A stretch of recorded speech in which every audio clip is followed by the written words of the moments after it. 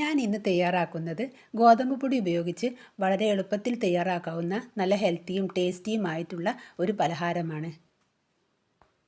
എങ്ങനെയാണ് തയ്യാറാക്കുന്നതെന്ന് നോക്കാം. അതിനുവേണ്ടി ഒരു കപ്പ് ഗോതമ്പ് പൊടി ഒരു പാത്രത്തിലേക്ക് ഒഴിച്ചു കൊടുക്കുന്നുണ്ട്.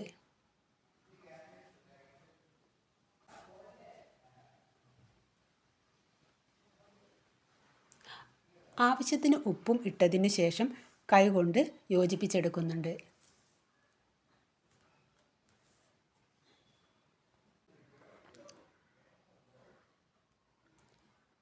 കുറച്ച് വെള്ളം ഒഴിച്ചു കൊടുത്ത് ചപ്പാത്തി മാവിൻ്റെ പരുവത്തിൽ പൊടി കുഴച്ചെടുക്കുന്നുണ്ട്. ഇതുപോലെ ഞാൻ കുഴച്ചെടുത്തിട്ടുണ്ട്. ഇനി ഇതിന് വേണ്ട ഫില്ലിംഗ് റെഡിയാക്കാം. അതിന് 2 മുട്ട പുഴുങ്ങി ഗ്രേറ്റ് ചെയ്ത് എടുത്തതിന് ശേഷം നമുക്കത് മാറ്റി വയ്ക്കാം.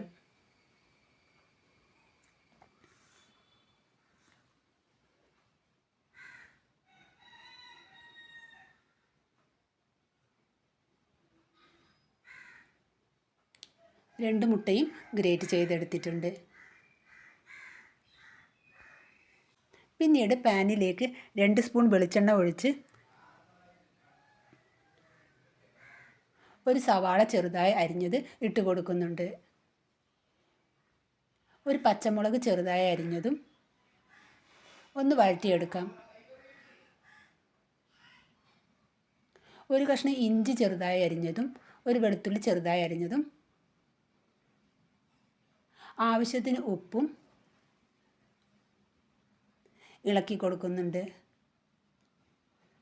ഒന്ന് വഴന്നു വന്നതിന് ശേഷം ഒരു നുള്ളു മഞ്ഞൾപ്പൊടിയും 1/2 സ്പൂൺ മുളക് പൊടിയും 1/2 സ്പൂൺ കുരുമുളക് പൊടിയും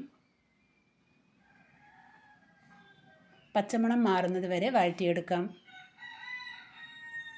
ഇപ്പോൾ നന്നായി വഴന്നു വന്നിട്ടുണ്ട്. ഇതിലേക്ക് നമുക്ക് ഗ്രേറ്റ് ചെയ്ത് വെച്ച മുട്ട ഇട്ട് കൊടുക്കാം.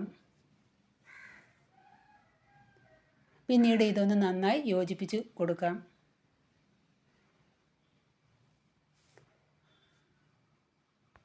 നമ്മുടെ ഫില്ലിംഗ് ഇവിടെ റെഡിയായി.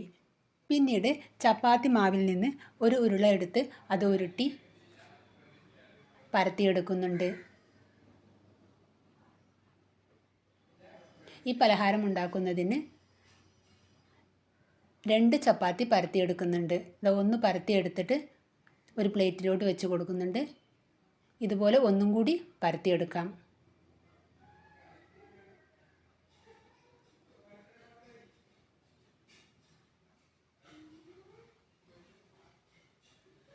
ഒന്നും കൂടി പരത്തിയെടുത്തിട്ടുണ്ട്.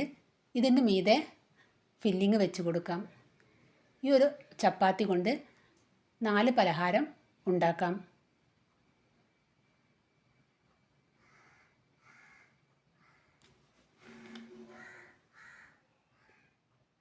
ഫില്ലിങ് വെച്ചതിന് ശേഷം അതിന് മീതെ നേരത്തെ പരത്തി വെച്ച ആ ചപ്പാത്തി ഇതിൻ്റെ മുകളിൽ വെച്ച് കൊടുക്കാം. നമ്മൾ പരത്തിയെടുത്ത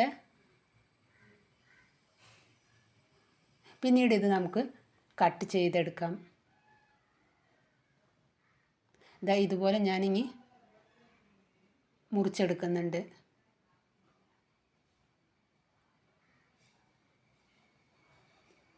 ഇതിൽ നിന്ന് ഒരു പീസ് എടുക്കുന്നുണ്ട്. ഇത് ഓരോരുത്തരുടെ ഇഷ്ടത്തിനനുസരിച്ച് അവിടെ പ്രസ് ചെയ്ത് കൊടുക്കാവുന്നതാണ്. ഞാൻ അവിടെ തൊമ്പിങ്ങനെ ചുരുട്ടി കൊടുക്കുന്നുണ്ട്. അത് ഇഷ്ടത്തിനനുസരിച്ച് ചെയ്യാവുന്നതാണ്. ഇങ്ങനെ ചെയ്യണമെന്നൊന്നുമില്ല. ഇനി നമുക്ക് എണ്ണയിൽ ഫ്രൈ ചെയ്തെടുക്കാം.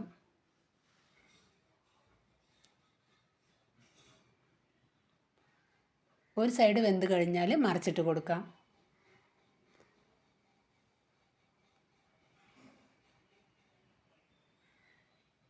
അങ്ങനെ 2 സൈഡും വെന്താൽ കോരിയെടുക്കാവുന്നതാണ്. നല്ല രുചിയുള്ള ഒരു 4 മണി പലഹാരമാണിത്.